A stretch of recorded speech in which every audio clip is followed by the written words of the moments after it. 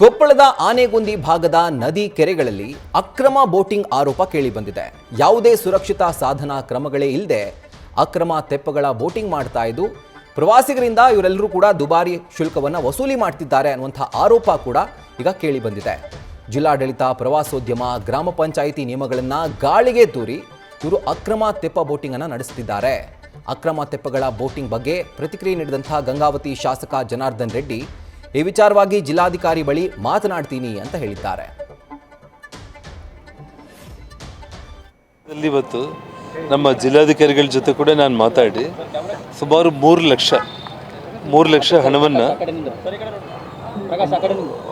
ಒಂದು ಸುಮಾರು ಇವತ್ತು ನಮ್ಮ ಸಣ್ಣಪುರ ಮತ್ತು ನಮ್ಮ ಆನೆಗುಂದಿ IB ಇಲ್ಲೆಲ್ಲ ಕೂಡ ತೆಪ್ಪಗಳ ಮೂಲಕ ಪ್ರವಾಸಿಗರಿಗೆ ಪ್ರವಾಸೋದ್ಯಮದ ವಿಚಾರದಲ್ಲಿ ಇವತ್ತು ತಾವು ಹೇಳಿದಂಗೆ ಒಂದು ದಿಕ್ಕು ತಪ್ತಾ ಇದೆ ಅನ್ನೋಂಥ ಒಂದು ಸ್ಥಿತಿ ಇತ್ತು.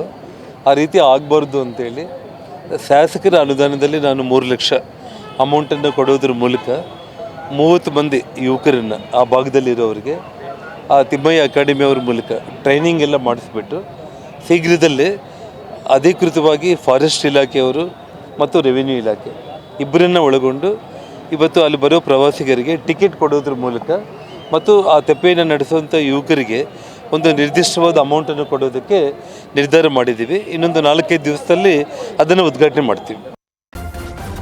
ನ್ಯೂಸ್ ಫಸ್ಟ್ ನಿರ್ಭೀತಿಯಿಂದ ನಿಮ್ಮ ಪರವಾಗಿ.